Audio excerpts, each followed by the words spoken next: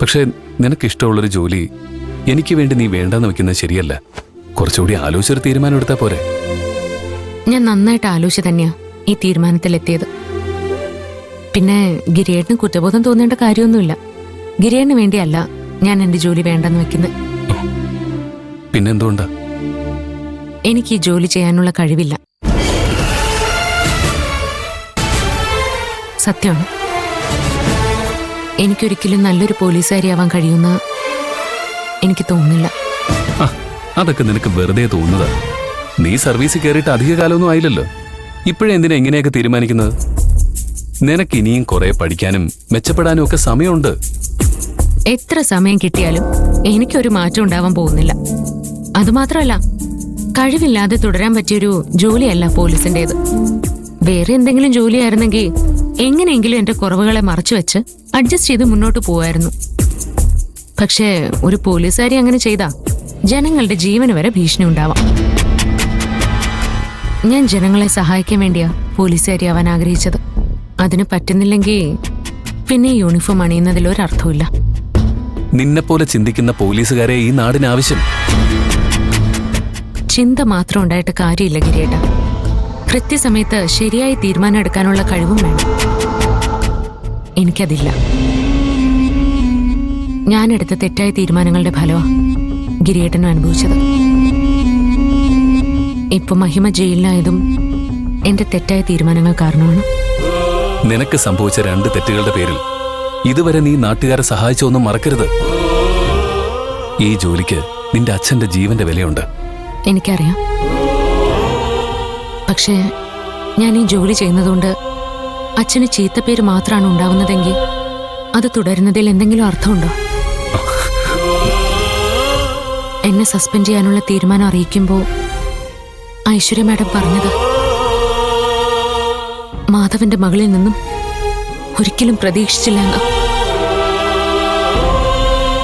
അങ്ങനെ ഞാൻ കാരണം അച്ഛനൊരു അപമാനം ഉണ്ടാവരുത്. അതിന് ഞാൻ ഈ ജോലിയിൽ തുടരാതിരിക്കുന്ന നല്ലത്. അതുമാത്രമല്ല, ഈ ജോലി കാരണം എനിക്ക് നഷ്ടങ്ങൾ മാത്രമാണ് സംഭവിച്ചത്. എനിക്ക് ഓരോരോ ബുദ്ധിമുട്ടുകൾ ഉണ്ടാവുമ്പോഴും ഇതെല്ലാം നാടിന്റെ നല്ലതിനു വേണ്ടിയാണെന്ന് ഞാൻ സ്വയം സമാധാനിപ്പിച്ചിരുന്നു. പക്ഷെ ഇപ്പോ എന്റെ കഴിവുകേട് എനിക്ക് നന്നായിട്ട് മനസ്സിലാവുന്നുണ്ട്. മഹിമ ഗോപാലിനെതിരെ പ്രതികാരം ചെയ്യാൻ ഇറങ്ങിത്തിരിക്കാനുള്ള പ്രധാന കാരണം എന്നെക്കൊണ്ട് അയാളെ അറസ്റ്റ് ചെയ്യാൻ കഴിയില്ല എന്നുള്ള ബോധ്യമാണ്. നീതി ലഭിക്കണമെങ്കിൽ നിയമം കയ്യിലെടുക്കണമെന്ന ചിന്തയാണ് മഹിമയെ ജയിലിലെത്തിച്ചത്. മഹിമ തെറ്റൊന്നും ചെയ്തിട്ടില്ല എന്ന് തെളിഞ്ഞു കഴിഞ്ഞാൽ അവള് പുറത്തിറങ്ങും. അത് ഉറപ്പാണ്. അതിനു വേണ്ടത് എന്താന്ന് വെച്ചാ ഐശ്വര്യ മാഡം ചെയ്തോളൂ. ഇനിയും ഞാൻ എന്തെങ്കിലും ചെയ്ത് അവളെ കൂടുതൽ അപകടത്തിലേക്ക് കൊണ്ടുചെന്ന് എത്തിക്കുന്നില്ല. ഇനി ഈ കുടുംബത്തിന് അർഹിക്കുന്ന ശ്രദ്ധ കൊടുക്കാതെ കൈവിട്ട് കളയാൻ ഞാൻ ആഗ്രഹിക്കുന്നില്ല. നീ ജോലിക്ക് പോയെന്ന് കരുതി കുടുംബം നഷ്ടപ്പെടുകയൊന്നുമില്ല. എനിക്ക് ആ ഒരു ഉറപ്പില്ല ഗിരിയേട്ടൻ. ഡിപ്പാർട്ട്മെന്റിൽ ഇഷ്ടം പോലെ കഴിവുള്ള ഓഫീസർമാരുണ്ട്. പക്ഷേ അമ്മയ്ക്ക് മരുമകളായിട്ടും ഗിരിയേട്ടന് ഭാര്യയായിട്ടും നമ്മുടെ കുഞ്ഞിന് അമ്മയായിട്ടും ഞാൻ മാത്രമേ ഉള്ളൂ. ഞാൻ ഈ കുടുംബത്തെ നോക്കി സമാധാനമായിട്ട് കഴിഞ്ഞോളാം.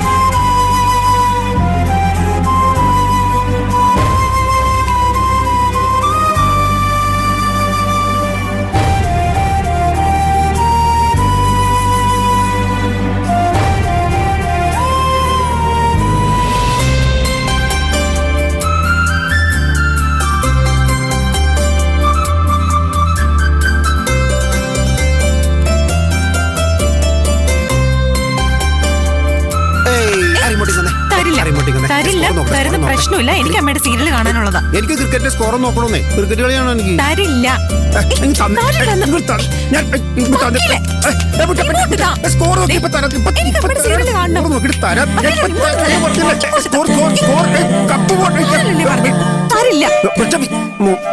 എന്തൊരു കഷ്ടമാണ്. കളിയാണെ സമ്മതിക്കില്ല എന്ന് പറഞ്ഞാൽ കൂടും. സ്കോർ വേണ്ട, നമുക്ക് സീരിയൽ കാണാം.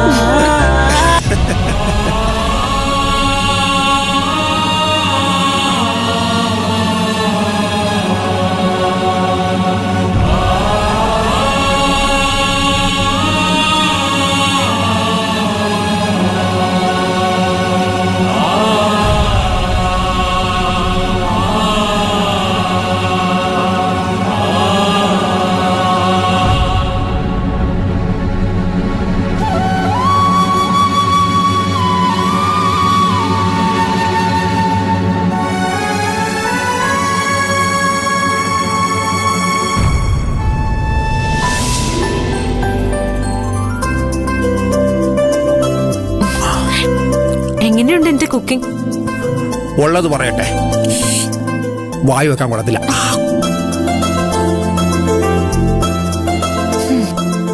എരിവ് ആവശ്യത്തിനില്ലെങ്കിലേ ഉപ്പ് ഇഷ്ടം പോലെ ഉണ്ട്. ഇങ്ങനെയാണ് ഭക്ഷണം ഉണ്ടാക്കുക? എന്തൊക്കെ പറഞ്ഞാലും എൻ്റെ അമ്മ ഉണ്ടാക്കുന്ന ഭക്ഷണത്തിന്റെ രുചി ഒന്ന് വേറെ തന്നെയാ. ഇതൊക്കെ എന്തിനു കൊള്ളാം.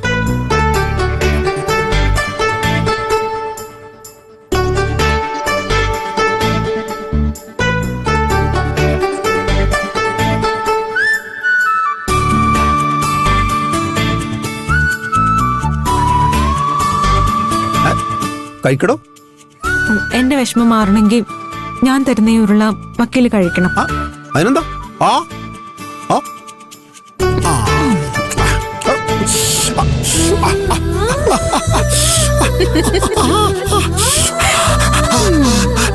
അയ്യോ, വെള്ളമില്ലേ? അയ്യോ, വക്കീലല്ലേ പറഞ്ഞത് എരിവ് പോരാന്ന്. ഇപ്പൊ പാകത്തിനായോ? വെള്ളവിടെ. അയ്യോ, വെള്ളമില്ല. അയ്യോ, ഇപ്പൊ നല്ല രുചിയുണ്ട്. എരിഞ്ഞിട്ട് വയ്യായേ. അയ്യോ,